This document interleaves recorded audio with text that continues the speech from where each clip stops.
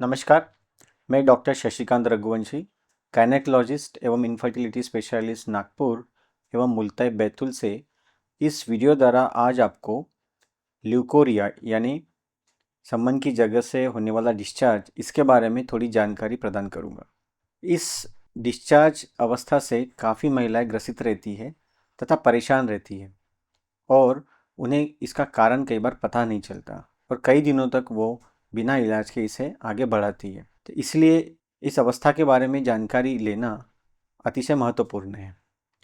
मैं आपको इस चीज़ के बारे में इस डायग्राम के द्वारा बताना चाहूँगा। कई बार महिलाओं को सफ़ेद पानी की शिकायत कई दिनों तक रहती है। इसका जो कारण रहता है, जो प्यूबर्टी में आई है लड़कियाँ, जो अनमैरिड लड़कियाँ हैं 18 साल 19 साल, इन लोगों को कई बार कन्फ्यूजन होता है कि हमें बहुत ज़्यादा डिस्चार्ज हो रहा है, जबकि कई बार यह डिस्चार्ज नॉर्मल रहता है या फिजियोलॉजिकल रहता है। सो फिजियोलॉजिकल नॉर्मल डिस्चार्ज को पैथोलॉजिकल यानी एबनॉर्मल डिस्चार्ज से कंफ्यूज नहीं करना चाहिए। दूसरी बात, जो मैरिड औरतें हैं जिनकी डिलीवरी हो चुकी है, इनमें कई बार हमको बच्चादानी के मुंह पर, यह संबंध की जगह है, यह बच्चादानी है तथा यह उसका मुंह है। नॉर्मल डिलीवरी जिन महिलाओं की हो चुकी है, उन महिलाओं में कई बार बच्चादानी के मुंह पर छाले आ जाते हैं, जिसे एक्ट्रोपियन भी कहा जाता है। छाले यानी जख्म, और उस जख्म से कई बार पानी का रिसाव होने लगता है। कई बार वही जख्म इन्फेक्शन का भी रूप ले लेती है तथा वही रिसाव इन्फेक्शन में कन्वर्ट हो जाता है। कई बार योनि में इन्फेक्शन होने की वजह से भी रिसाव होने लगता है।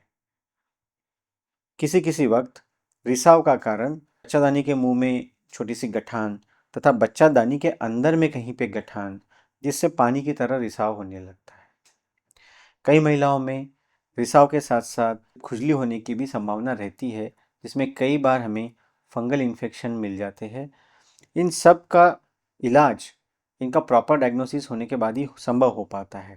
डायग्नोसिस में कई बार हमें एग्जामिनेशन करने की ज़रूरत पड़ती है। वहाँ पर LBC और पैप टेस्ट जैसे कुछ टेस्ट भी कराने की ज़रूरत पड़ती है। रिसाव का टेस्ट करके पर्टिकुलर ऑर्गेनिज्म को फाइंड आउट करने की भी ज़रूरत पड़ने लगती है। सोनोग्राफी द्वारा कई बार हमें गठान जैसी परिस्थितियों के बारे में भी पता चलता है। इनका इलाज पूरी तरह से संभव है। कई महिलाओं को दवाइयों से पूरी तरीके से आराम पड़ जाता है। कई महिलाओं में आराम न पड़ने पर इस छाले को या रिसाव करने वाली समस्या को इलाज देने की ज़रूरत पड़ती है। छाले को कभी कभार जलाने की भी ज़रूरत पड़ जाती है।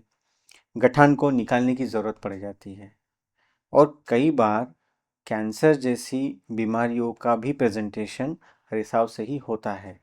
वो कैंसर, बच्चादानी के मुंह के कैंसर, बच्चादानी के अंदर की परत के कैंसर कई बार रिसाव के रूप में सामने आती है। इसीलिए इस रिसाव को हमको टेस्ट करना चाहिए, ताकि हम इस ऐसी भयंकर बीमारियों से बचें और इन बीमारियों का पहला पहला रूप हम इस समस्या का निदान करने से इसे रोक सकते हैं तथा बड़ी बीमारियों से हम बच सकते हैं। आशा करता हूँ कि इस जानकारी से आपको मदद मिलेगी और आप इन समस्याओं से छुटकारा पाएंगे। धन्यवाद।